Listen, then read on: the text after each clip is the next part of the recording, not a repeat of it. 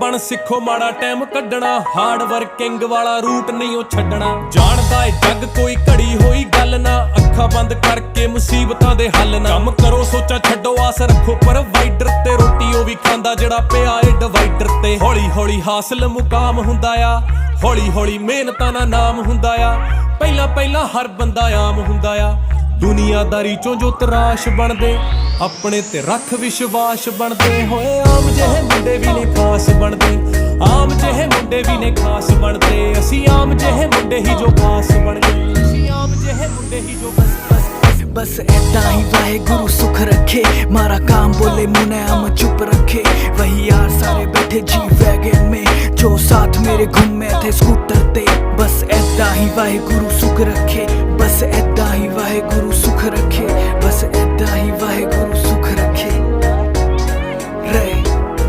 आलिया रे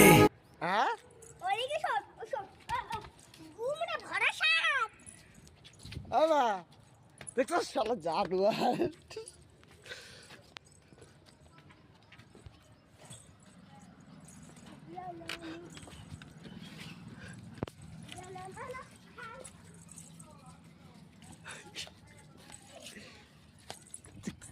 তোর ভয় করে না কা